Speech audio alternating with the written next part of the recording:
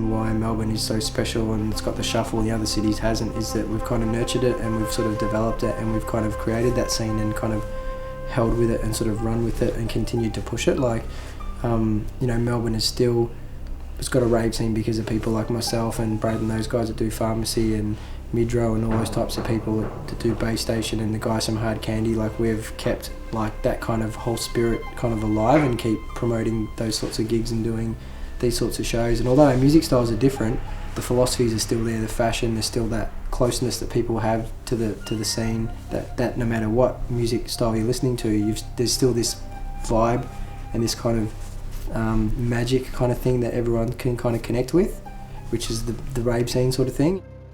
If people don't know that we've got a dance scene in this country, not even in this country, in this one city, all right, there's no shufflers anywhere else, nowhere else in the world.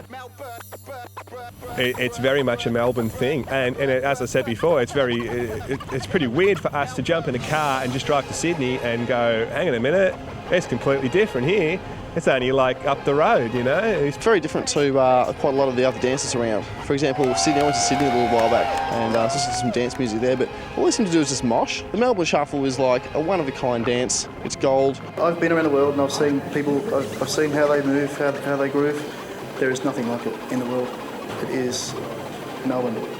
It's fantastic. I've been to Melbourne quite a few times now. I've played massive raves down to really intimate parties, and kind of the people are so friendly. When I get to Melbourne, first I love the city. I've been there this afternoon and I love the city, and then tonight I got here and I really love the crowd because I really got the rave feeling. Yeah, it just rocks, man. Then you have things like the Melbourne Shuffle that just blow things out of proportion. I think one thing that might be unique about the Melbourne Shuffle is the fact that, it's such an explosive burst of energy. And, like I said before, Melbourne is kind of a conservative place. Maybe it's just the calling cards for places that aren't that out there, visibly, that they have a release valve like that. It's definitely received more attention in the last year than it ever has over the last decade. It's become internationally very popular and unique, and it's become quite a draw card for internationals who all want to see this amazing thing called the shuffle, which they all ask about. And we're quite lucky to have this unique dance associated with our scene because it's given us something really special and unique in the world, and there's nothing greater than having a full room of people who are just shuffling and just absolutely going off and having a great time. It's really rewarding. Everyone together out there, they communicate in ways without words. Like, they can have 4 people in like a square meter and they're just jumping around like fools, but still no one cops any like harsh elbow to the face or kick to the knee. It's just like talking without words, like I said.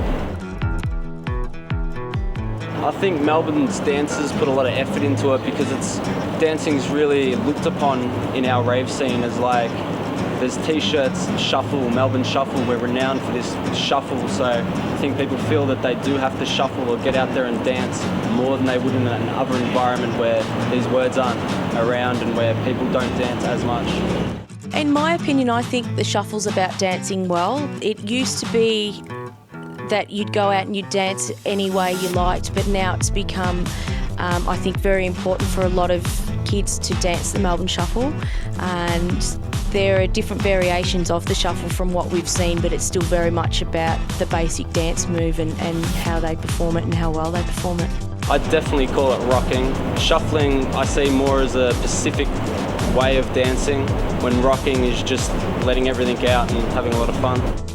Yeah, just going out for rock has always been a part of going out having it. It's like the Prodigy Smack My Bitch Up was about, going out for rock, the music, just make it smack my bitch up.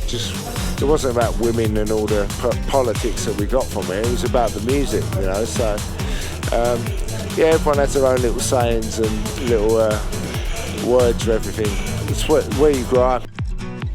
The rave scene and shuffling is not one man, not 100 men, not 5 moves or 1,000 tricks. It's not anything that anyone can put in a bottle and say this is what it is, because it's underground. All right, people see these big raves and they see footage from these big raves, and what do they see? The camera's right there. You see 2,000 people doing this.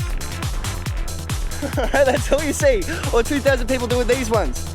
It's never really been promoted or pushed the way a DJ or a dance event has, so for it to become as big as it has today is really, I think, quite monumental and quite phenomenal for our shufflers.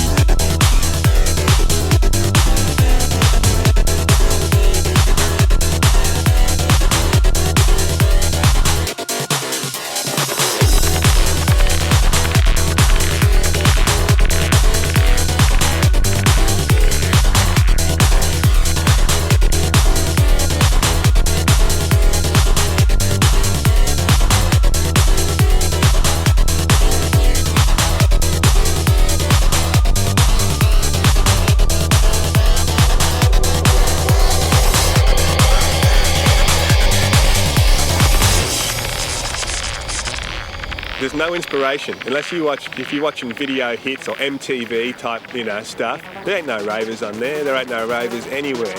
Unless you go to a rave, people are copying off each other. It's just what they do. They look at someone and they go, "Oh shit, I wish I could dance like that," and they try. They go, "Oh, okay, well, I'll just try and copy." You'll never get it.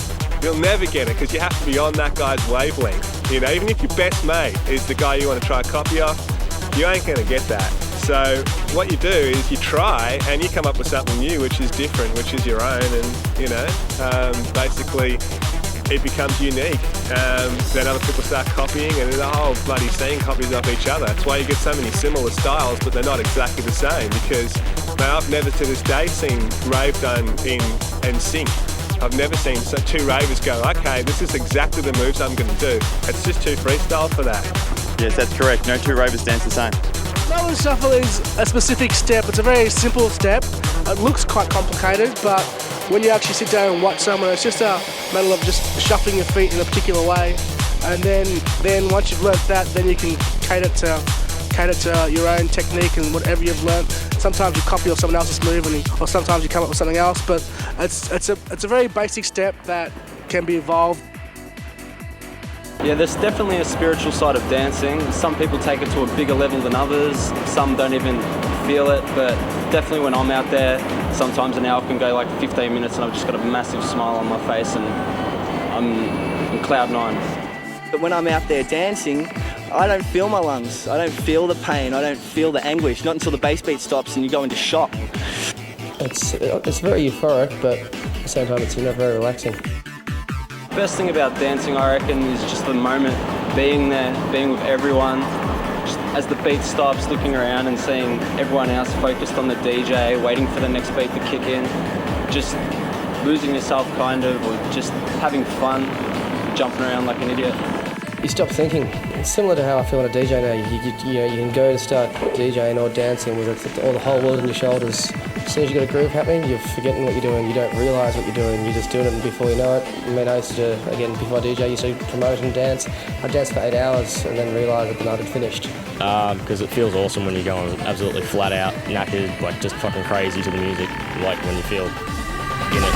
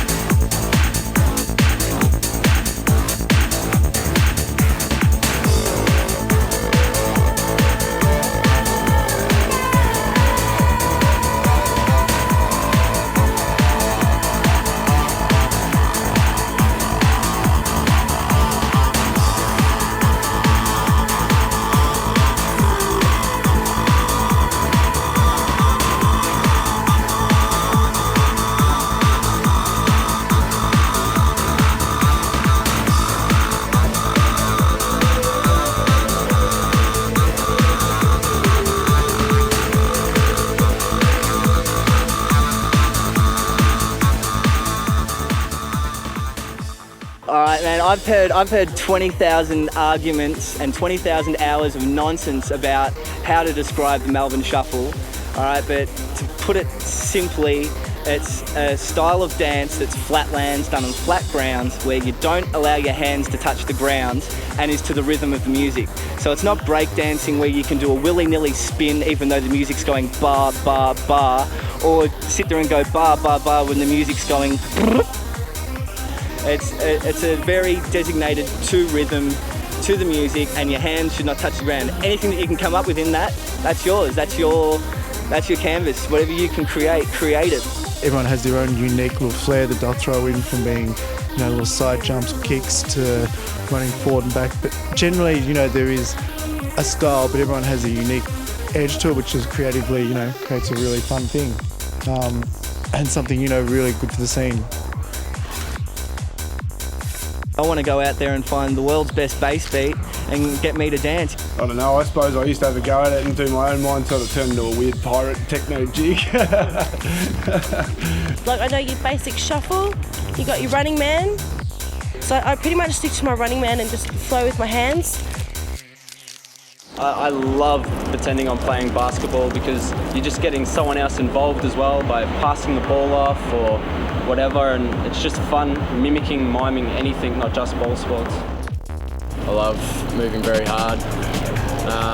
Starting to get a little bit into the liquidy type moves, but I've started out dancing hard from word go, and that's how I love dancing, and that's how I get my dance style across.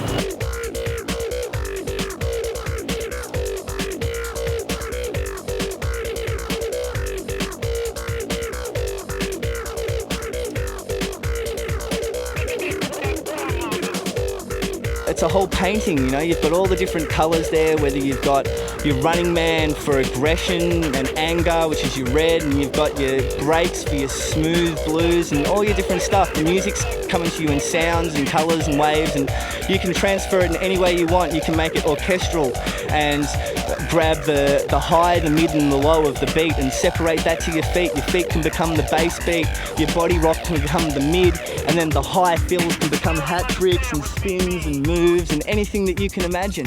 And then all of a sudden you're becoming a goddamn orchestral genius. You're not just sitting there moving your feet to a two-step, you're sitting there trying to keep a whole orchestral piece together on your body like an epileptic fit going around a pole without losing any pieces of your body.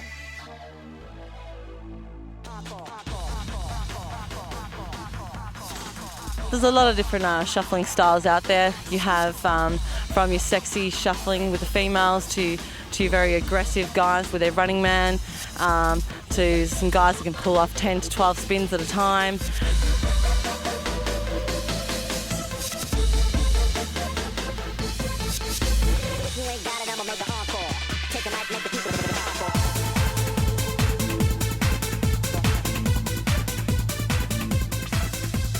When I think of the Melbourne Shuffle, I think of it in its more developed, advanced form, and most people just sort of think of it in its basic form, and it's kind of can be seen as cheesy, I suppose.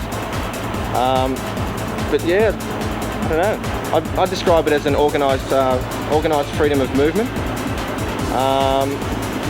Yeah, it's good fun. I think it's something that's commonly appreciated amongst people in the dance scene. Personally, I like an individual style, something original, shows your creativity and describes to other people just from watching you what sort of music you like and what the vibe that you can bring onto other people from that. Oh, with dancing like Melbourne Shuffle style, sometimes I'll end up at a commercial club, something like that. For example, I don't know, Metro or something like that.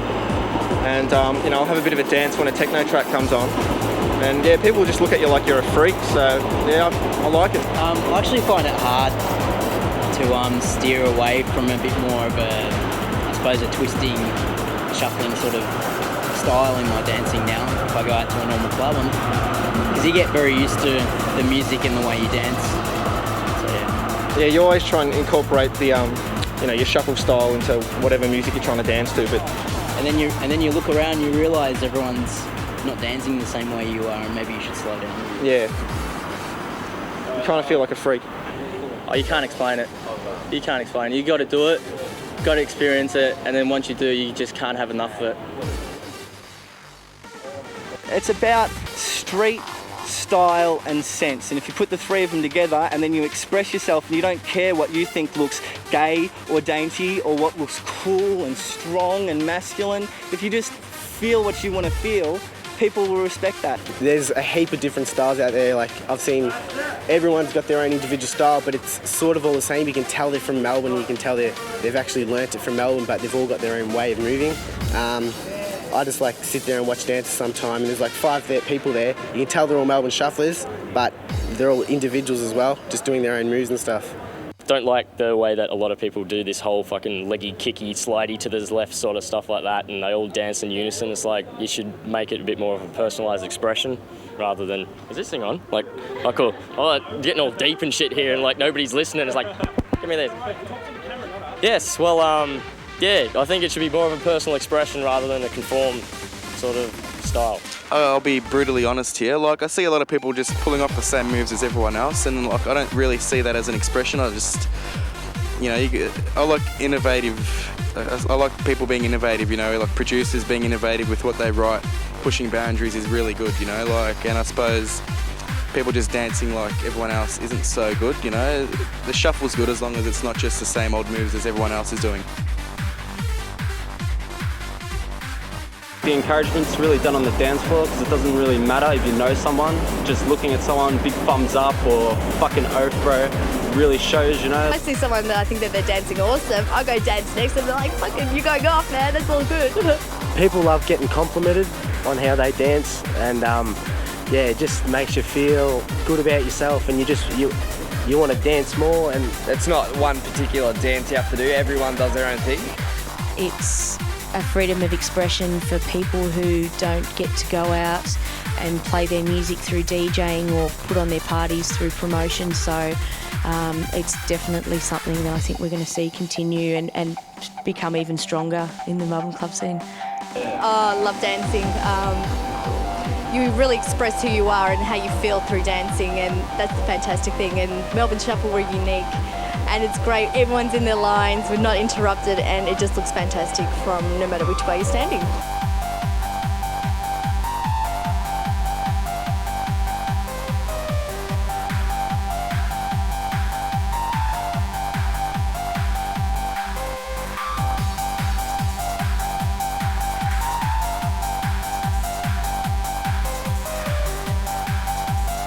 Dancing is just a form of self-expression. I love to dance. I'm lucky I'm coordinated, but I'm not the kind of person to sit back and look at someone who might just be going like this and going, you can't dance, because when you're out there on the floor, in your zone, listening to the music, it's not about anyone else anyway. Like, it's just about the music and rocking. Everybody's equal on the dance floor. Anyone that has that rhythm in their body should be on the dance floor showing their moves.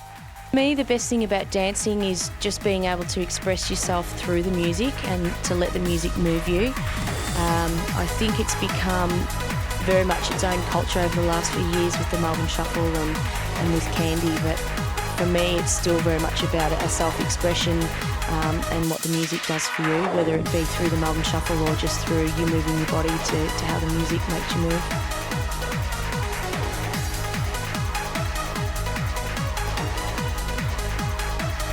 I reckon it's more an expression of the music, the way it can move somebody, the way the body interprets these sounds into movements.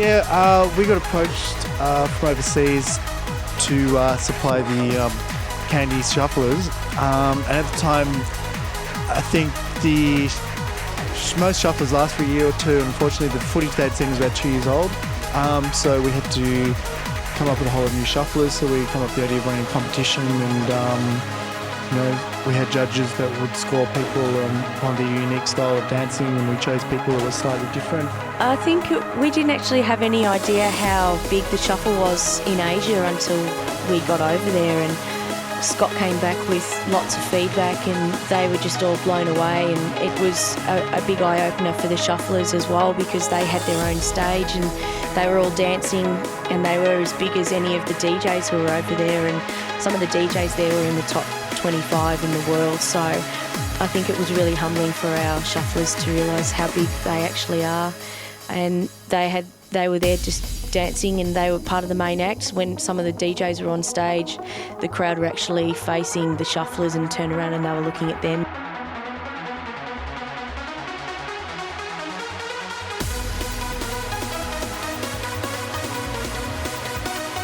We're talking about the Melbourne Shuffle, and I think the thing that sort of shocked me about it more than anything was the talcum powder. That I just couldn't understand that. That kind of blew my mind. But you know, it's taken me a year to adjust and whatever. But I've kind of learned the Melbourne Shuffle isn't just about the talcum powder. There are actually some moves there. You walk into a nightclub, and usually the smell of stale beer and cigarettes and all that kind of stuff wakes you up, and you go, oh yeah, I'm not home now, I know where I am. But you walk into clubs in Melbourne and you go, babies. Johnson. And it's what the fuck is going on now? Where the hell are we? What are we supposed to be doing? And so it's all a little bit strange. Dancing on a sticky floor, oh God. Very aggravating because, you know, you go to do a side shuffle or something and you get halfway and you fall over.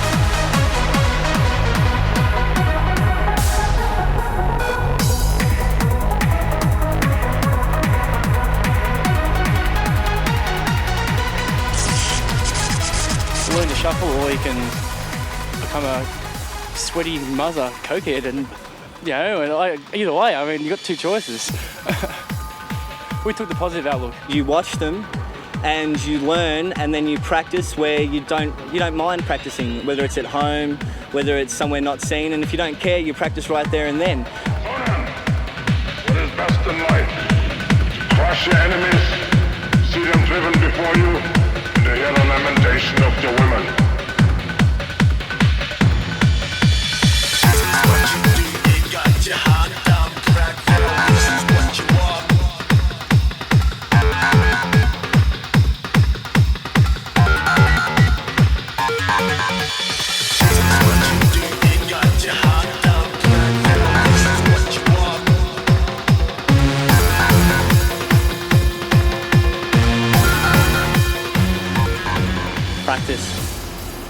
Practice. That's what I did. When I first started going out, I was crap. And yeah, I know, but still, the more you practice, the better you get, the more confidence you get, and you're not afraid of doing it in the big crowd. It's true. And everyone helps each other, and that way everyone gets better together, and before you know it, some young little kid rips something out that's 3 times better than you, and he makes you go and practice 3 times as hard.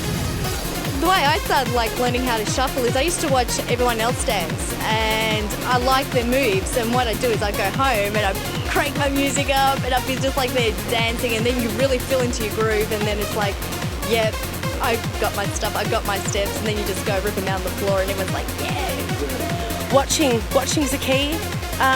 Just basic shuffling, and then you add to it as you get more confident, you can add more styles to it.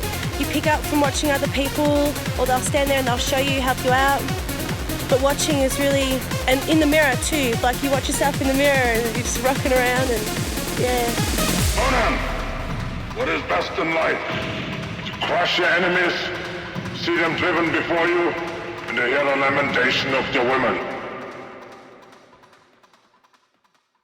I wasn't really a dancer so much and until I started going clubbing.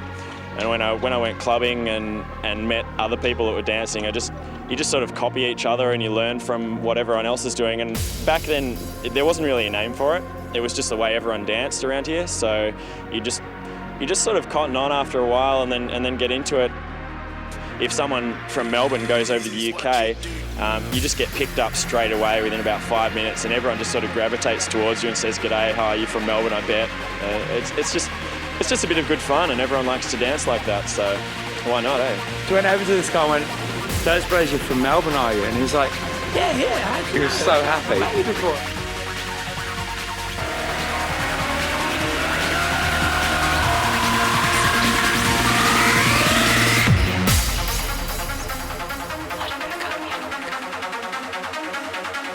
Listen to the music. Feel the music. Let it be.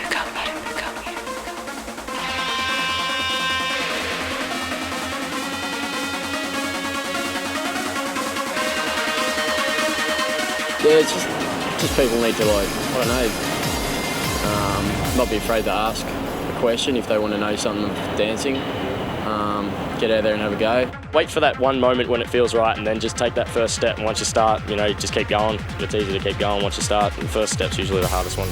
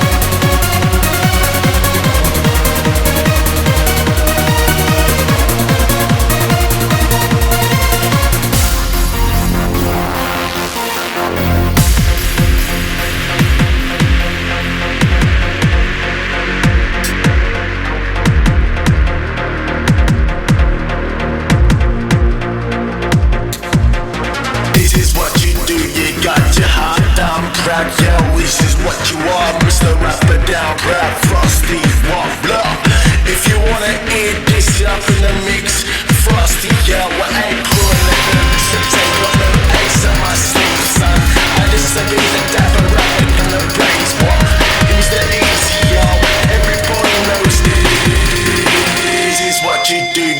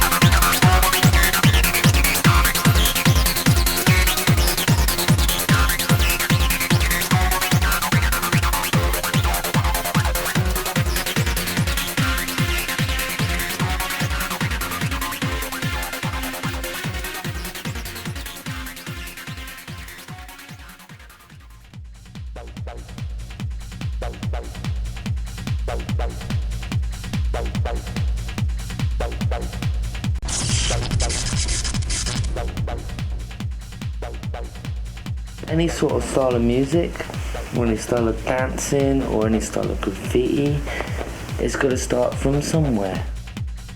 It was the summer of love, you know, it was all about, it was that 80s post hippie type of mentality, you know, flower power and all that rubbish. Just people were into dancing and having a good time. Back then it was just a blend of commercial house music, underground techno, whatever. You know, things didn't go too fast. Things were around, say, 125 to 130 BPM. Some dudes would drop in like slower tracks, like you know, just soul to soul, things like that. Just all different types of stuff. It wasn't relegated to, you know, like one certain style and one certain thumping kick drum or whatever. In 1989 and stuff, if you went to a rave, the DJ play hip-hop, house, and those were saying about a tempo. If it was the right tempo, it didn't matter what style of track it was. Most of the plays were so-called illegal, like, you know, they were pretty small, several hundred people initially, and just in people's houses, warehouses, bars, when you could con them into it, wherever you could find the space. The shuffle, as far as I can tell, and I used to go out a lot at the time that it sort of started and never saw it anywhere else. There was once I saw this guy called Andrew, this English guy, that we used to live in Sydney, that moved to England and had just moved back to Australia and settled in Melbourne, who was a photographer. There was a bunch of dudes from England that came out during that 89-90 period. They stayed for a whole year because they just loved the scene here and everybody was really friendly to them, and they just usually went out 5 nights a week or 6 nights a week and just partied hard.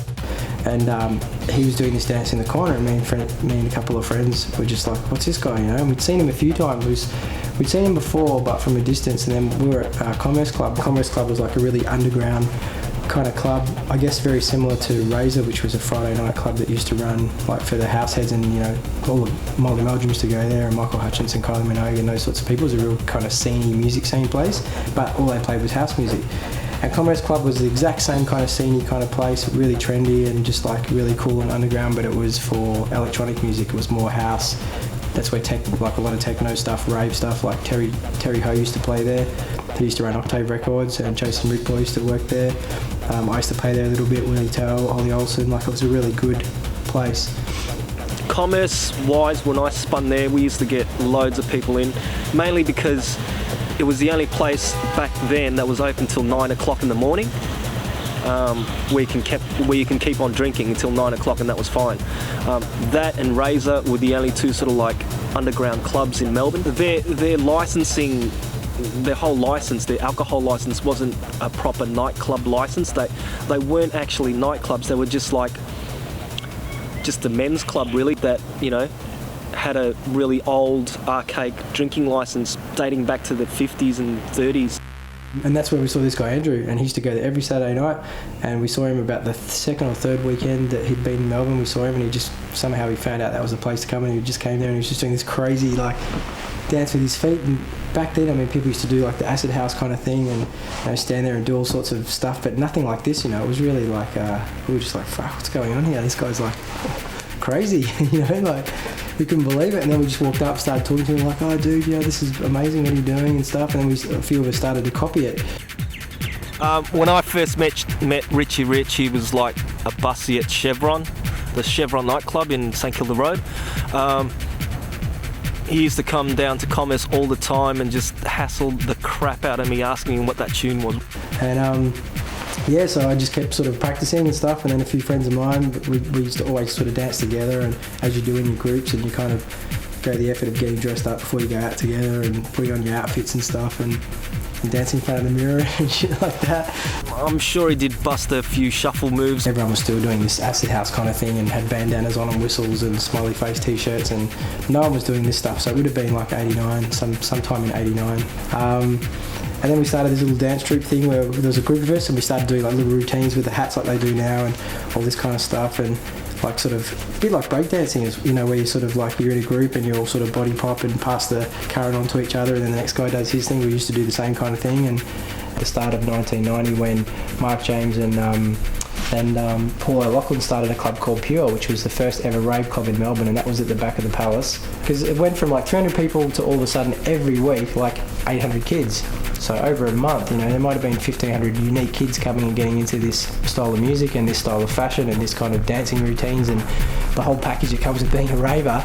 DJ gigs, all of a sudden I had a gig every week as opposed to every 3 weeks, and Willie Tell had a gig every week, and some of us had 2 gigs a week. It was like, man, this is going off. And then, and that was pretty much, that was kind of that 1989 to 1990 explosion when it just went through the roof, and that's when I started Hardware. And then basically in about 1993 was when every picture kind of found their spot and we found our spot, and that was the next big turning point when the numbers really started to grow steadily, and also I guess the scene kind of became like a really strong kind of force, and that also made the shuffle kind of explode. The Every Picture parties, whenever they did a party, they did a party. Decor was changed every time, and that's one of the reasons why I think Every Picture is probably the best party producers in Melbourne back in the day, because they went that extra yard to just decor the whole place out and make it different every time. Crazy things like a Volkswagen Beetle covered in like glass and stuff, and like a round ping pong table, things like that. this added extra. I mean, like, you don't expect that stuff, but when you see it and you're on drugs, and it's, yeah. Really raw feel came from that warehouse rave feel that UK was kind of all about, came from the Docklands, and I guess when that kind of went away, you know, at the end of 2000, that really was a big turning point and a big changing point for the scene. And that venue itself, I guess in that time, really is what put Melbourne on the map, like internationally, because like there was DJs all of a sudden, big DJs like Carl Cox and Sven Vath and Lauren Garnier and Richie Horton and all those types of people coming to Australia and playing at this crazy location, like on the water, views of the city. There was no development down there kind of at all at that stage, and there was just some magical events going on. They were just amazing, and that, I think you talk to a lot of ravers now about what the scene was to them, and a lot of them will say it was like that Shed 14 kind of era. Nothing has come close to that. It was just different back in the day because of the fact that, you know, nothing else was like that in Melbourne. And so people just wanted to go and do something different.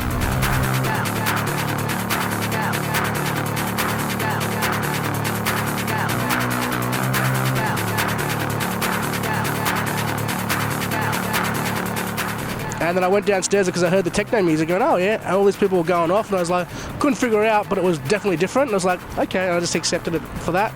And then it was only when I went to Excessive that I realised these guys are doing something different, and I went, hey, I'd like to do that. I first saw the shuffle in about 96, 97 when I was hitting a lot of clubs, and a lot of guys did it, and it was a really interesting dance, but I wasn't into it. I was more an R&B boy, and that's where the girls were at. And so that's where I was at. I was a young fella, and then as I got more into my dancing and not going out to score or get pissed and throw up, actually go out and have a good time and socialise, I started to get into the dancing, and in about 2001 it went from being a real simple two-step to lots of guys throwing in lots of things, lots of innovations, skateboarders using the hat in a weird way, snowboarders learning how to spin on an axis, just all these different guys from all these different extreme sports came in and just started throwing up crap. And so all of a sudden I got interested in it. When I first started, it was difficult to dance in front of heaps of people. I thought they were all looking and like bagging me and stuff, but now you just don't care. You dance in front of anyone and you just do whatever you want.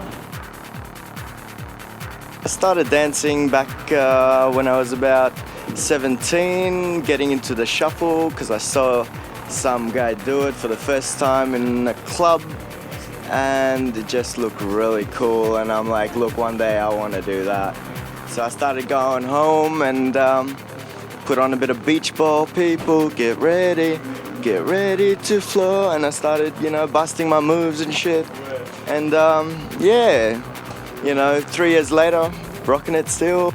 10 years ago, 15 years ago, when I first started working in nightclubs as a bouncer, you'd mainly just see girls on the dance floor, not many guys. That's turned around now. You can't keep the guys off. Shuffling is definitely a majority of men, but I say to the women now, get out there and give it to them, because, you know, we're just as good as what they are. You know, everybody's equal in the rave scene.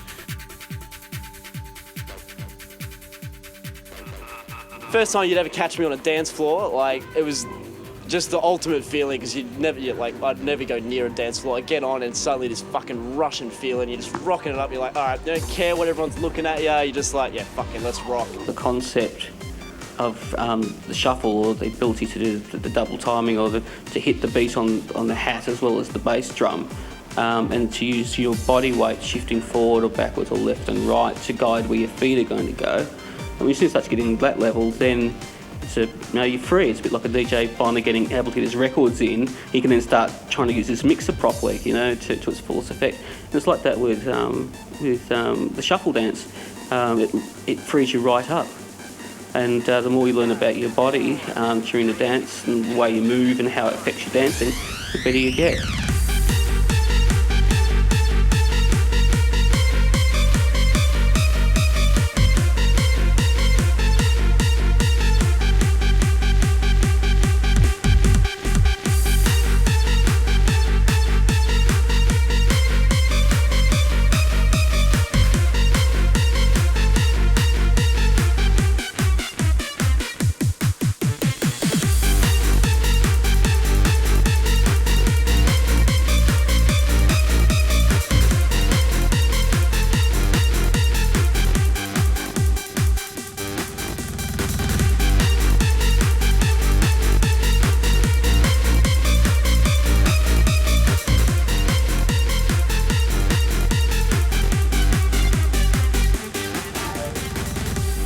Well, I first saw the shuffle at the God Easter party, and I didn't really know what was going on. I just saw this great style of dance, and I'm like, wow, what's that?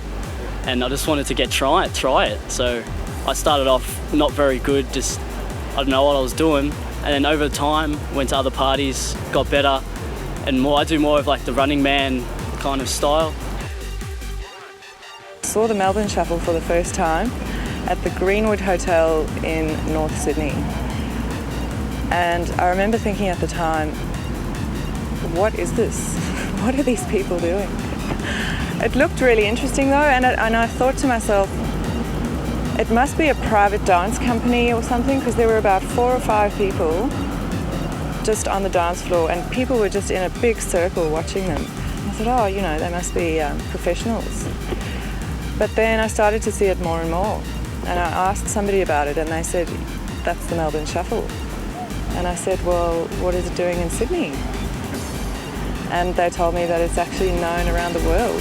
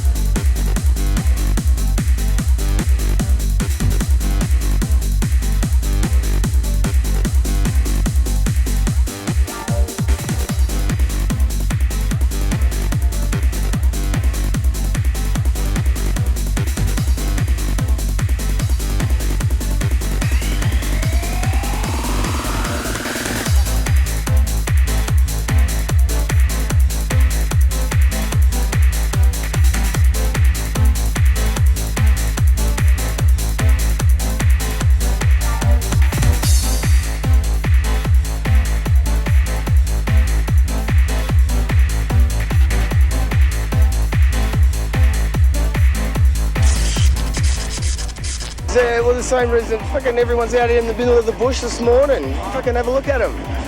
It's like, it's got their own thing happening. All they're trying to do is just get away from all the fuckheads in the world and come and enjoy themselves. And that's produced something original, which has come through Australia in the sense that everyone knows fucking Melbourne rocks the show. And when you look at it from an international point of view, it's simple in the sense that Australia's now to the stage where fucking we should be taking a bit of pride in it. It's as simple as that.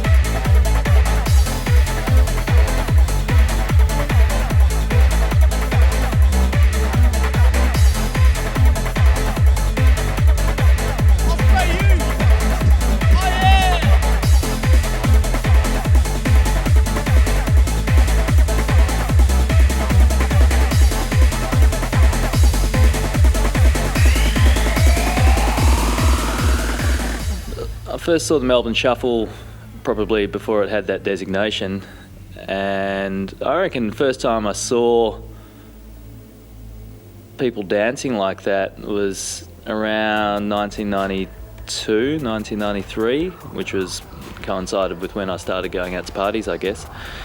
And also remember it was around the time Prodigy's first album came out. I remember Leroy from Prodigy dancing in various of their film clips, just with this out of control style where his legs are just rubber and, you know, gliding across the floor and just going now I'm seeing something. And then around that time, sort of going out and seeing different dancers who just had something else going on. They were just riding clouds out there. It was just mad, this guy dancing like a demon. Has my dancing influenced the Melbourne Shuffle? No, I wouldn't say it has. Like I said before, we've all got 2 arms and 2 legs. There's only certain things you can do with it. And I was inspired by James Brown, and so he's to blame for the Melbourne Shuffle. No, like I say, there's only certain things you can do with your body. Yeah.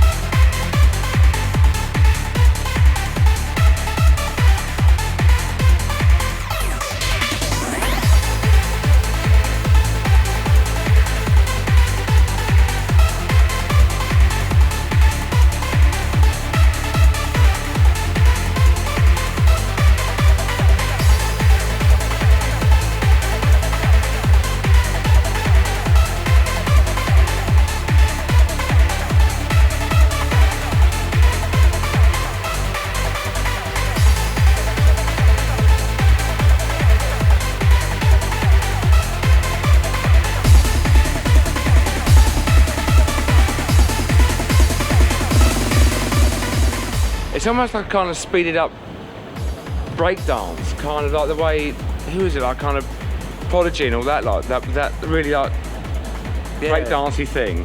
That's like, as far as we got. That's as far as we got, but like kind of like the finger like movements at the moment. But I think mainly my personal influence in dancing comes from Michael Jackson, actually. Just the moonwalking, you know, moving head side to side, just that funky feeling and vibe. That's what gets me. Got a bit of a background in extreme sports. Used to love riding BMX, stuff like that. Did a bit of breakdancing. I was full into that for a while. But after a while, you get sick of rolling around on the ground. So I'd rather dance upright.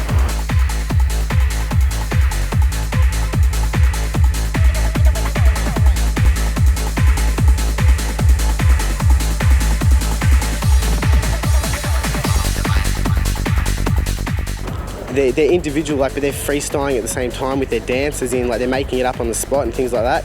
You know, I've never been trained to dance, and I've heard you just freestyle it really and just do what felt good.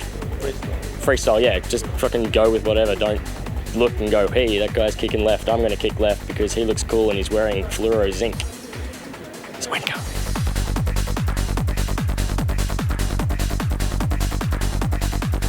I think the harder and faster it is, the harder it is to shuffle. I think the bouncier it is, the friendlier it is. One of the first comments that we get from any of our internationals as they get off the plane is that they want to see the Melbourne Shuffle, and they've all heard so much about it. And if you go over to the UK and anyone from Melbourne dances over there, the first thing that gets noticed is the fact that they're shuffling and that they are from Melbourne. And it's quite a novelty for an international to come over and to watch 1,000 people all dancing the same in a completely different style to how they would dance in the UK. So it's definitely become something in itself for people to come out. They don't not only want to see the club and to see how the Melbourne scene works, but the first thing that they want to see is the Melbourne Shuffle. In London, the Melbourne Shuffle is a bit of an enigma. It's something that I think a lot of Melbourneites have brought over the years to places like Frantic, and it will probably be going longer than it is here. They'll probably still be doing it in 20 years' time. Now that the Melbourne Shuffle's so internationally recognised, I think that the more people do it and the more people recognise it, it could just explode and become a huge thing across the world. Melbourne Shuffle's only going to get stronger, as we've seen in the last few months with Hard Candy's involvement, sending 8 shufflers to Kuala Lumpur and a few other people looking at doing some shuffle events. That the Melbourne Shuffle is definitely stamped itself as a major part of the club scene, and I don't think we would be able to progress without it.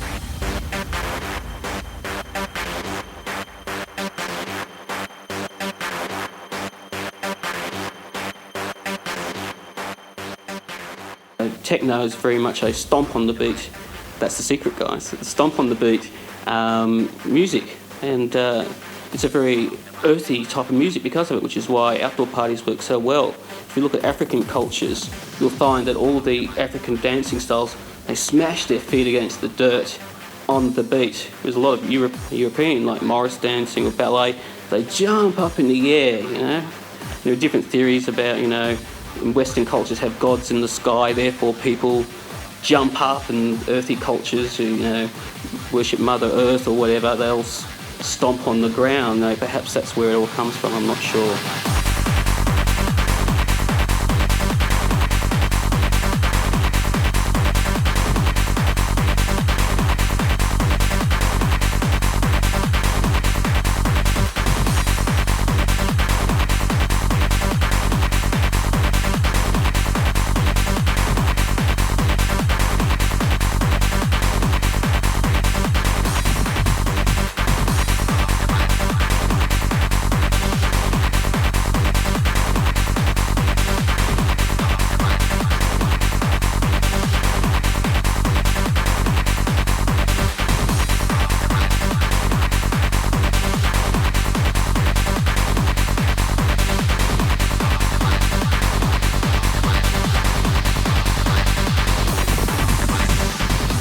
You know, Melbourne has gone through so many changes of music in the last 10, 12 years since I've been here anyway. Well, there's three bastions of dance music, effectively. You know, house in its conventional sense is east coast of the USA, i.e. New York and so on, Chicago and Detroit. And then, you know, hard dance, hard trance, you know, is pioneered, as well as things like drum and bass and breakbeat in the UK. And then more conventional sort of trance, you know, in its purest form is you know, out of Germany. And in Australia, well, we're externally influenced by all these things because effectively, you know, we haven't substantiated our own sound as such. And I suppose it speaks to reason that good productions from this country should be influenced by all those that I've listed above.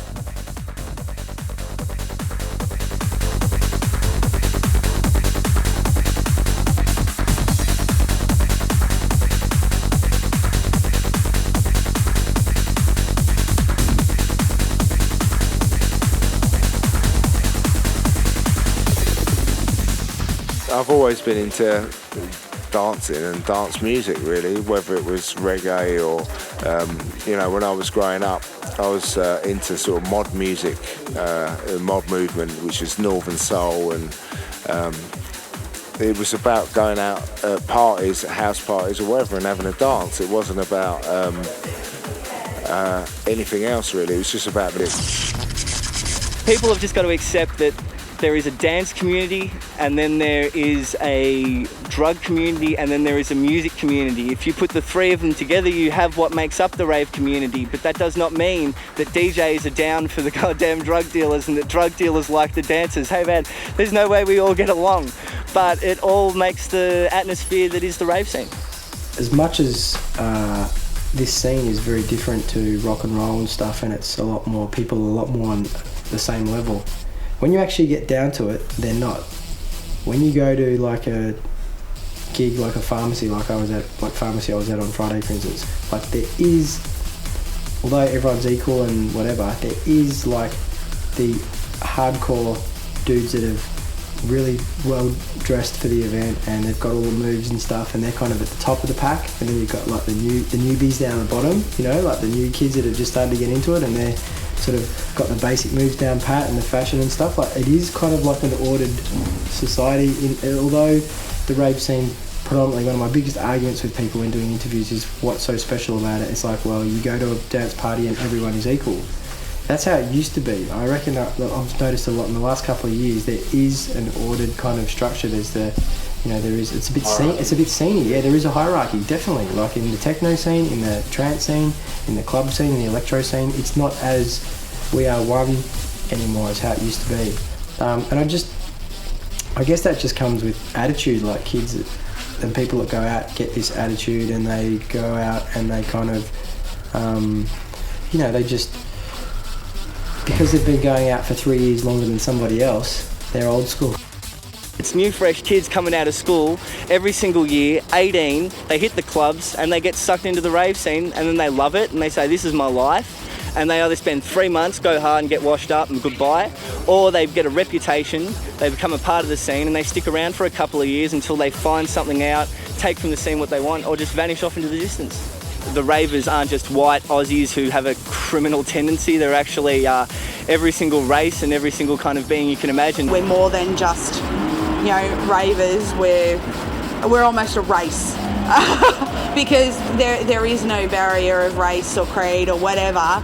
There's none of that. You do whatever you like. Yeah. If you want to run around like an idiot, you can. If you want to sit there and mellow out on your own, you can. If you want to dance, you can. The thing about this music and this culture is that everybody of all genres, colour, creed, race, whatever, like everybody gets into it. There's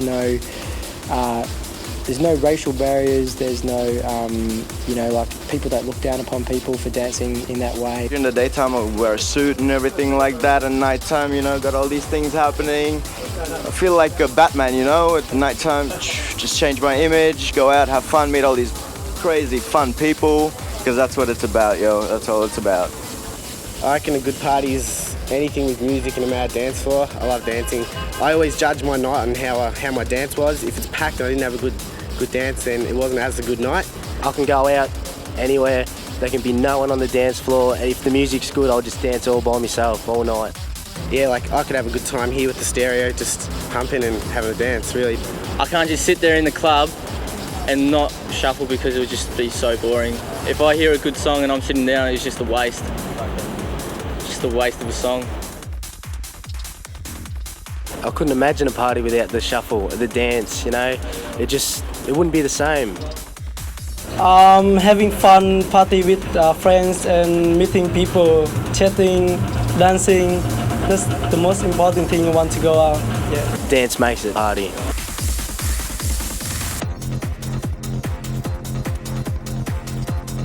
For me, it's just about having fun, mate. Getting into the music, no matter how you dance, doesn't bother me. Like as I was saying to you earlier, I'm one that just sort of stands there and stomps and don't have much of an action to the way I dance. You know what I mean?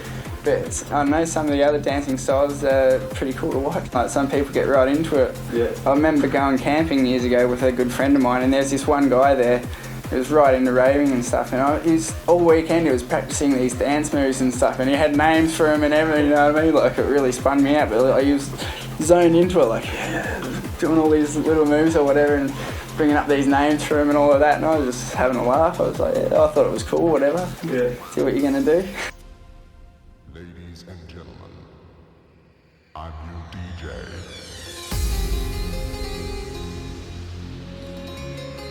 I don't reckon anyone should compete in rave dancing. Rave, the word for one means many people. Rave dancing should be a group. I don't want to finger to be point on the best. I don't want to finger points on the worst, because everyone has equal space on that dance floor, no matter if you're good, if you're bad, because who's really saying if you're good or bad? If you're out there having fun, that's what matters. Fucking winning shit wouldn't take that from it. I guess the main thing about it is that, it's for fun. A lot of people take it really seriously and get really caught up in the whole scene side of things, and that's fine too. But just remember, it's entertainment. It's fun. It's a great thing to do, really.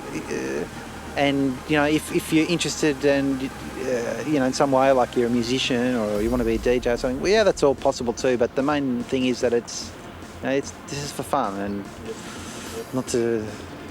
Some people take it too far.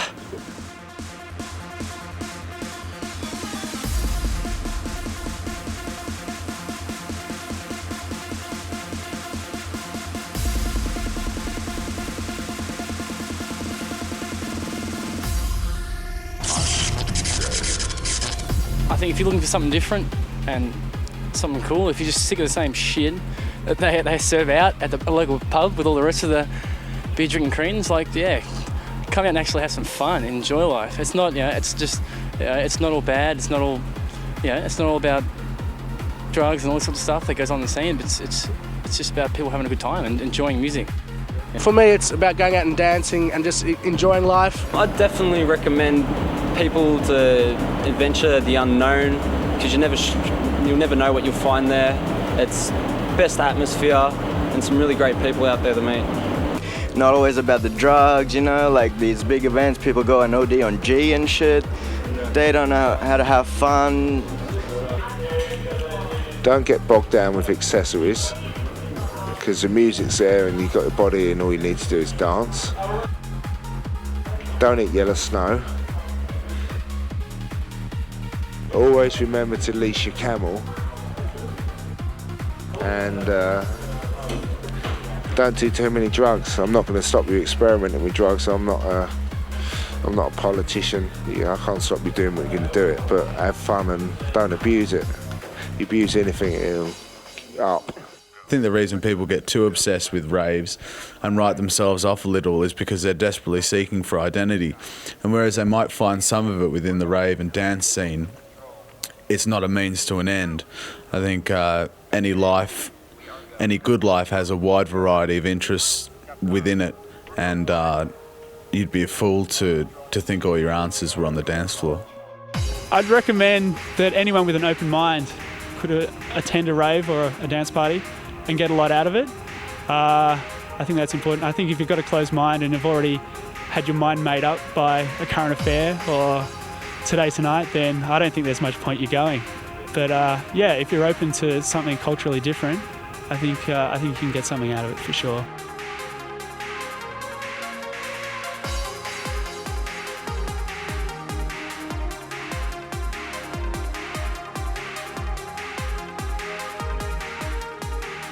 I guess it was also part of the style of what we tried to do with our events. They're very free.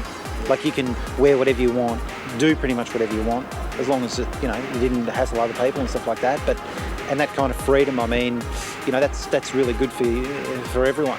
And it's one of the big problems that just in the world now, there's not too many real freedoms. So the majority of them don't really know. They're there because they dance. It's a party. Some of them are there because it's an excuse to take drugs and get off their heads. But others that have worked out what it's all about are there to soak up the frequencies. It's all about frequencies. It's all about the feeling of oneness that you get with the crowd, with everybody on the same wavelength, dancing to the same tune, feeling that lift, hands in the air, the rise, the frequency wave.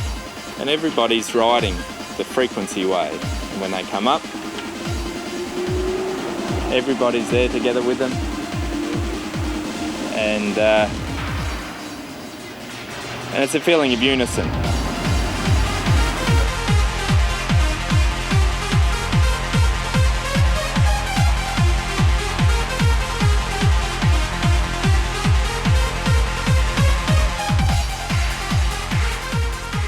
One of the things I've sort of noticed about it is sometimes I wonder whether the music becomes more of a timing reference for people to do an aerobic workout rather than to actually latch in and to feel, the greater sort of undercurrent of what the party's about. I think it's got a tribal element to it, yes. I think there's tribal elements to it. It's a bit more of a soul to it. That's what I don't like when you see all those people that just conform to a dance style. Like, it's not a form of self-expression, so there's no heart or soul or feel to it. It's just somebody doing pretty moves and looking flash. I don't like it. I like people that just rock out and just go flat at knacker and you can see them rocking out and you're just like, I can respect that because you're just giving it everything and it's just wicked.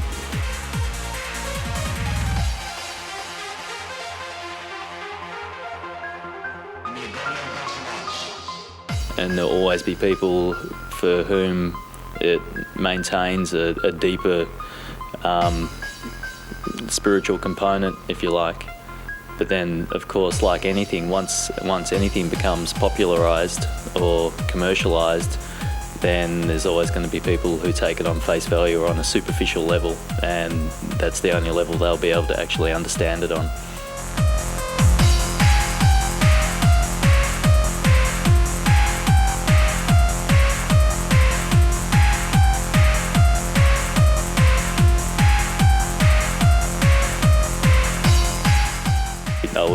encourage people to keep digging once they get involved, because it goes beyond the surface.